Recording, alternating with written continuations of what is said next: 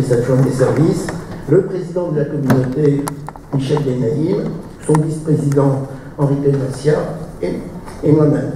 Alors au départ, nous avons été accueillis par les élus de Gagnavné dès notre descente d'avion, à savoir le maire, Aaron Dror, Madame Yardena Ockman, qui est élue déléguée aux affaires scolaires du conseil municipal de Gagnavné, et l'élu délégué aux finances, M. Yannick Savion. Donc vous avez la photo.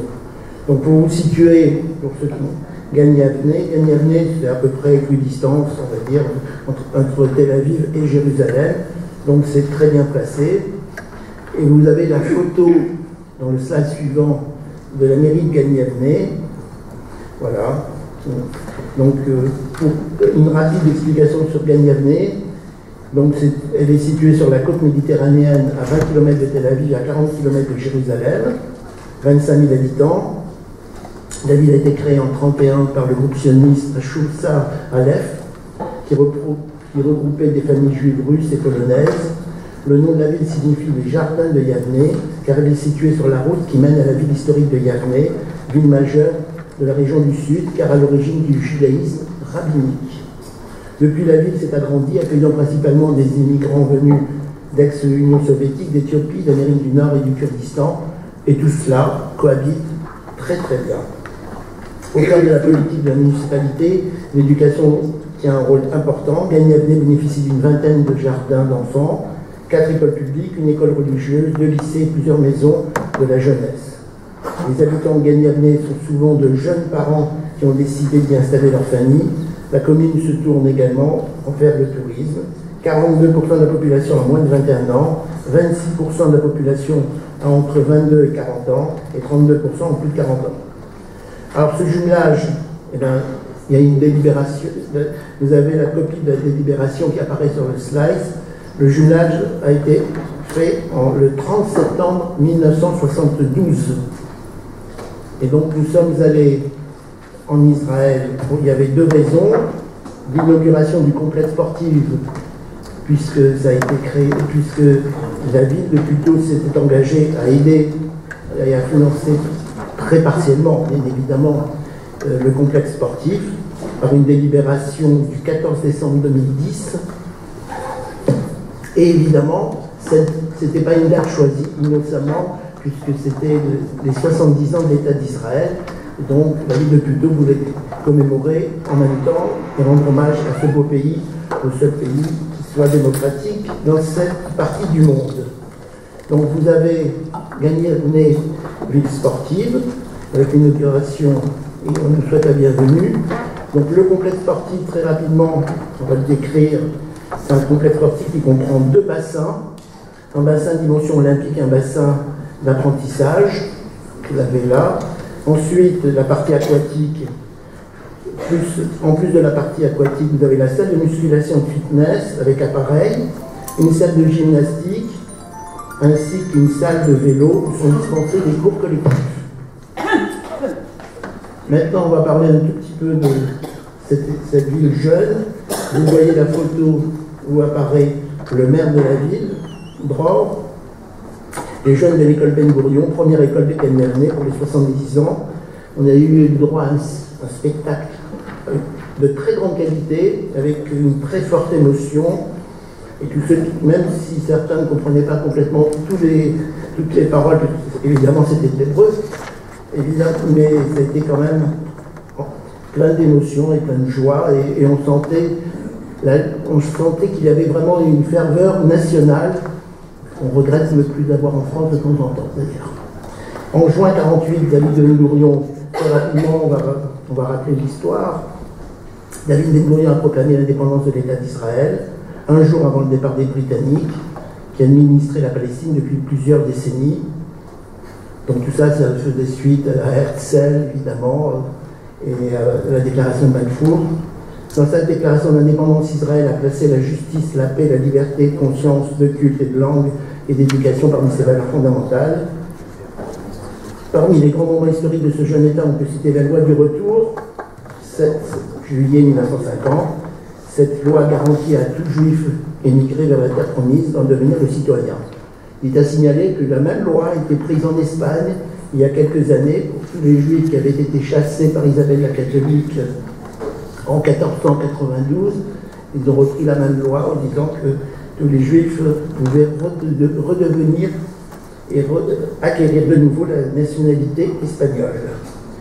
L'histoire est jalonnée de successions de conflits, mais ce qui est important de retenir, c'est que Israël, en dehors de tous ces conflits, cherche toujours la paix. Et il n'est pas normal qu'un pays qui a été créé depuis 1948 soit toujours à la recherche de paix, et elle s'y emploie réellement. Mais malheureusement, pour avoir la paix, il faut avoir la sécurité. Et donc la sécurité, c'est le slide suivant. Donc vous avez Gani Avni qui est obligé de se protéger, bien évidemment. Donc vous avez le maintien de la sécurité nationale pendant les périodes de troubles. Il faut que ce soit fait. Donc vous avez 20 caméras qui sont positionnées dans la ville, principalement devant les écoles et les rues principales. Et vous êtes devant le poste de commandement opérationnel, un peu à l'image de Puteaux. Je vois mon collègue adjoint à la sécurité qui regarde ça avec beaucoup d'intérêt. Gani Avni, Puteaux demain. Un temps d'échange a été organisé, et vous avez la photo entre les élus de Puteaux et les élus de Gani Avni. Donc les axes de travail ont été les suivants. Les écoles de Gani Avni participeront l'an prochain au label Éco-École. Un artiste de Gani Avni viendra en résidence courant 2019 dans le moulin de Chantecoq. En matière de développement durable, visite de plantation de permaculture, expérience à mettre en place dans les jardins familiaux et des échanges économiques avec une société de création d'appareils de jeux de plein air. En particulier, on a été très séduit évidemment par ces vélos fixes qui sont un peu partout dans les jardins de Gani Avni, qui permettent aux gens de faire du sport dehors. Évidemment, le temps s'y prête peut-être plus qu'à Puteaux, évidemment. Et là, quand on voit cela, on se dit qu'on est bien loin des attaques du BDS, prône le boycott des produits israéliens. Enfin, on a terminé par le voyage protocolaire, mais qui était important. C'était pas à l'ambassade de France, mais à la résidence de Madame l'ambassadrice, Madame Le Gall. Et donc, il y a eu un échange courtois qui a été fait, et ferme, où chacun a rappelé les positions des uns et des autres. Donc, Madame Le Gall nous a expliqué que la situation était très tendue. Mais ça, vous le savez, bien évidemment, quand on va en Israël, on s'en aperçoit, et à la fois on s'en aperçoit pas, parce que on a du mal à imaginer que c'est un pays qui est toujours en guerre.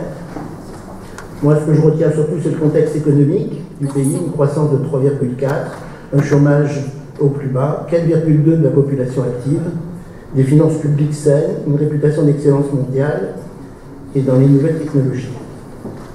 Les échanges ont permis de mesurer l'implication des entreprises françaises en Israël et en particulier des start-up françaises.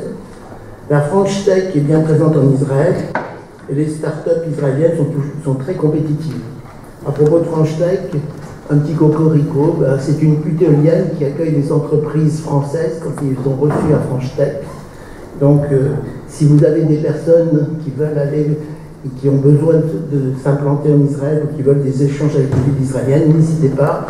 C'est une personne putéolienne qui vous recevra. Voilà ce que je voulais dire. On pourrait imaginer également, comme il a été fait avec M. Moreau-Duchère, il y a eu des forums qui ont été faits avec le Maroc, avec la Chine, puisqu'on va en parler en communication tout à l'heure. Donc il est envisageable et très prochainement d'organiser le même forum économique avec Israël. Voilà donc, Madame le maire, ce que je voulais dire très synthétiquement. C'est un voyage dense, riche, et qui nous a apporté beaucoup et qui apporte beaucoup pour la coopération entre les deux villes. Merci beaucoup. C'est effectivement un voyage non seulement enrichissant, mais un voyage du cœur. Kenyani a énormément changé en quelques temps, est passé de 10 000 à 25 000 habitants. Il y a encore des possibilités, énormément de terrains sont encore vierges. Je pense que c'est une ville en pleine expansion. C'est une ville également qui est ouverte au tourisme aujourd'hui. Elle est idéalement située, 50 km de Tel Aviv, 50 km de Jérusalem. Donc elle plaît beaucoup justement à ces familles jeunes. Nous avons vraiment passé un séjour extraordinaire où on a été reçus par les autorités qui nous auront vraiment bien expliqué la situation aujourd'hui dans ce merveilleux pays. Nous avons eu la chance de fêter les 70 ans de la création de l'État d'Israël et lundi soir, nous avons fêté les 50 ans de la communauté israélite de Puteaux avec la présence au théâtre des Hauts-de-Seine d'Enrico Macias. Alors maintenant, on passe à la Chine. Oui. Je vous remercie pour cette présentation. Est-ce qu'on pourrait avoir le slide? Bien sûr, sans problème. Je voulais vous poser une question. Vous avez le déplacement, il a été fait quand exactement? Vous avez les dates entre le 13 et le 17 mai. Et j'aurais voulu savoir exactement où se situe Galiané. Vous l'avez sur le plan. 40 oui, km. Mais à combien de kilomètres de la bande de Gaza? 15 km. 15 km de la bande de Gaza. Donc j'espère que votre voyage de cœur aura fait écho jusque là-bas, à 15 km. Espérons. Nous avons été un soir à Yafo, qui est une ville justement où il y a énormément de musulmans, et on s'aperçoit que lorsque la main est là et l'ouverture possible, les Israéliens et les musulmans peuvent travailler ensemble sans aucun souci. Donc je vous donnerai évidemment... Juste pour vous préciser qu'il y a eu des conflits, qu'il y a eu des enfants qui sont morts. Ah ben, on n'est pas sans l'ignorer, chère madame. Vous êtes déplacés. On n'est pas sans ignorer cela. Monsieur Pascal Montcher, concernant... Ah, madame Jeanne, pardon. Oui, je voulais quand même dire un mot. Moi, je suis tout à fait ravie que cet échange soit fructueux. Je trouve que monsieur Ganassia a fait un compte-rendu très intéressant par exemple, sur ce que la ville Galiané fait d'innovant, etc.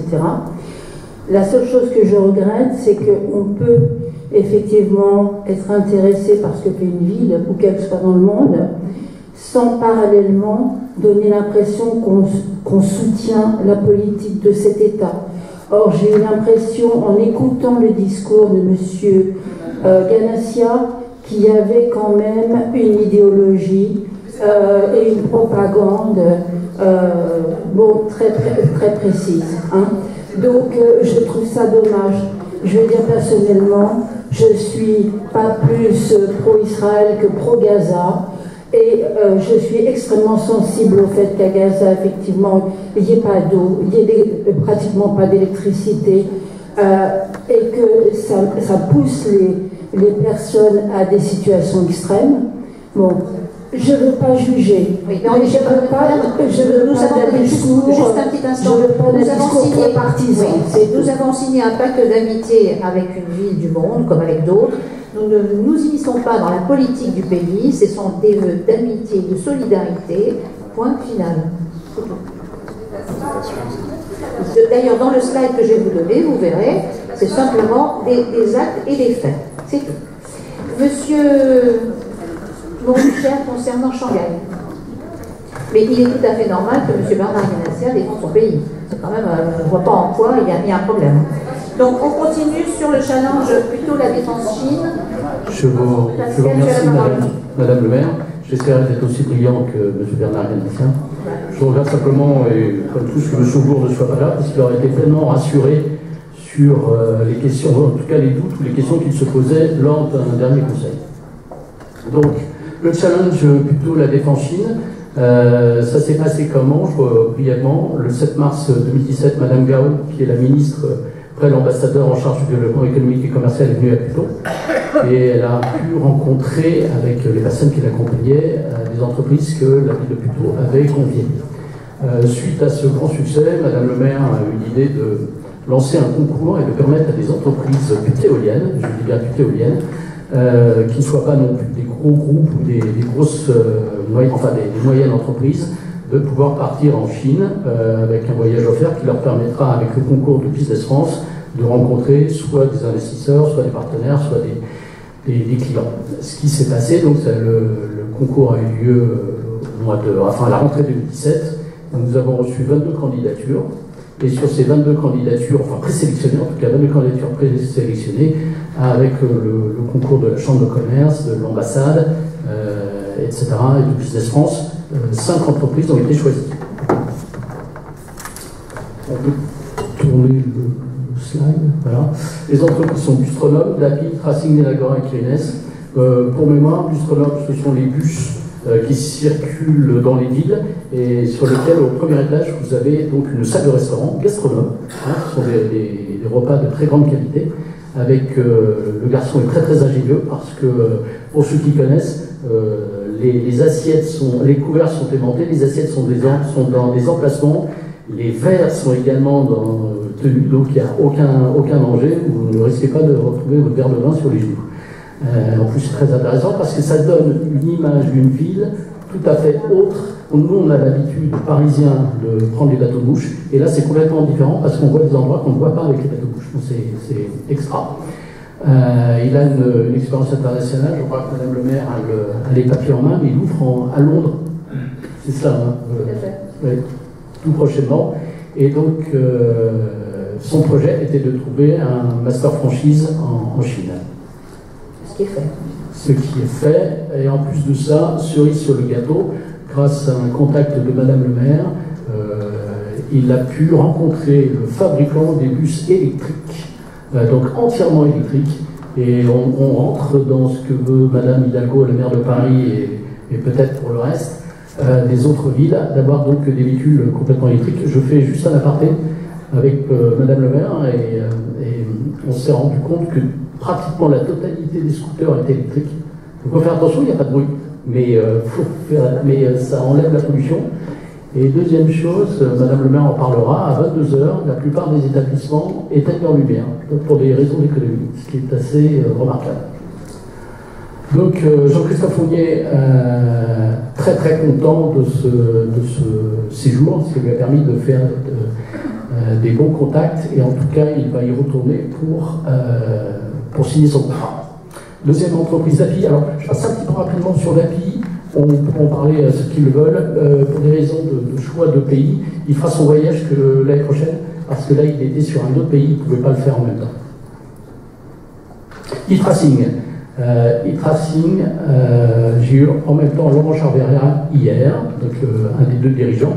Il faut tout ce qui est la sécurité informatique.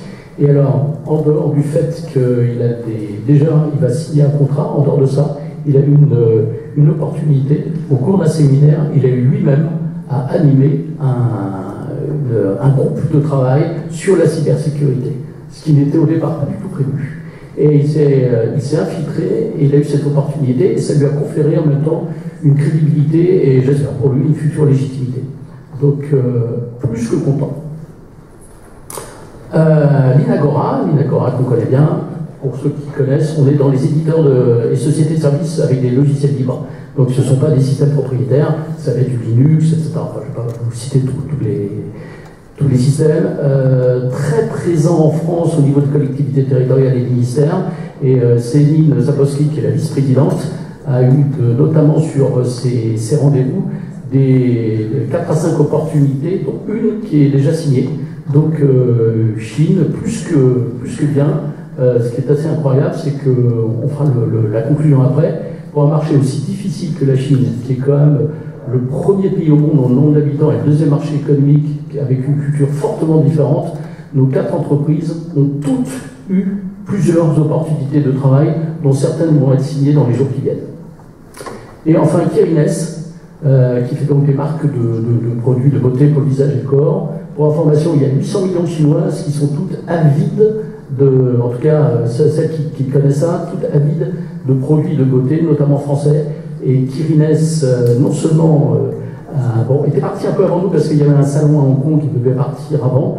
C'est la raison pour laquelle ils ont démarré leur voyage au mois de mars. Et Kirines retourne en Chine dans les jours qui viennent pour aller signer un contrat d'exclusivité de distribution. Donc, pays extraordinaire, pays, bon, ça bouge, oui, ça c'est sûr, mais bon, ce sont les Chinois, extrêmement attentifs à ce que font les Français, et notamment les produits et les services français. On a été fort bien accueillis et notamment nous avons eu le concours et le sésame de porte d'entrée d'un contact de Madame le maire, en plus de tout ce qui avait été fait. En tout cas, réussite totale. J'ai eu les entreprises ces derniers jours tout au téléphone. Elles remercient la ville, qui était la première ville de France à organiser un forum entre une ville et un pays, ce qui est c'était jamais fait, et ça a été une réussite complète. Donc, Madame le maire est en train de travailler sur d'autres projets, donc c'est elle qui vous en parlera. Et en tout cas, ce qui fait du bien à nos entreprises va faire du bien à nos emplois, et c'est du bien pour toute la ville de Puteaux. Tout à fait, merci. Merci Pascal. D'abord, il faut toujours rendre à César ce qui est à César. C'est finalement Pascal Montluchère qui est à l'initiative de ces forums, des forums qui sont vraiment très intéressants et pas inutiles. On était parti avec 7 belles entreprises, une entreprise avec de sacrés atouts. Aujourd'hui, tout se concrétise, ils signent des contrats et nous en sommes ravis. Donc ça nous donne l'envie, en tout cas, de continuer dans ce sens. Y a-t-il des questions sur ce challenge? Non